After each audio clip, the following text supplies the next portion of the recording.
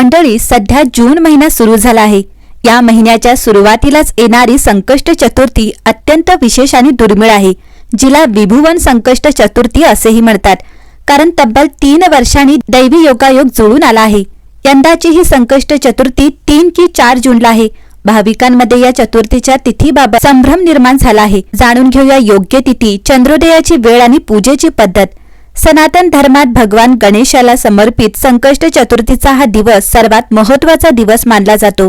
जूनच्या सुरुवातीलाच येणारी संकष्ट चतुर्थी खूप विशेष आहे, कारण अधिक मासात पुरुषोत्तम मास येते आणि ती दर 3 वर्षांनी एकदाच येते। धार्मिक ग्रंथानुसार अधिक महिना हा स्वतः भगवान विष्णूला समर्पित आहे आणि या पवित्र महिन्यात विघ्नहर्ता भगवान गणेशाची पूजा केल्याने सामान्य दिवसांपेक्षा अनेक पटीने अधिक लाभ मिळतो।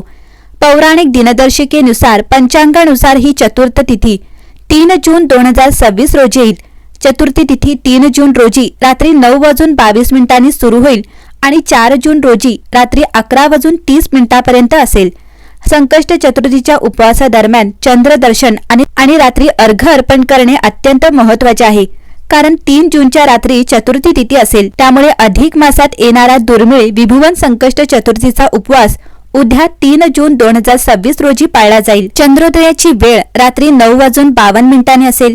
अर्घ्यासाठी शुभ वेळ रात्री 10:04 ते 10:43 पर्यंत असेल।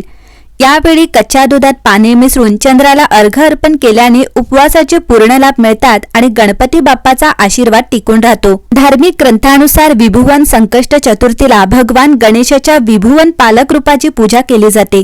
हे रूप तिन्ही लोकांचे रक्षक आणि पालनकर्ता मानले जाते। असा विश्वास आहे की या दिवशी खऱ्या मनाने पूजा केल्याने जीवनातील आर्थिक, कौटुंबिक आणि मानसिक समस्या दूर होतात आणि यशाचे नवीन मार्ग खुले होतात।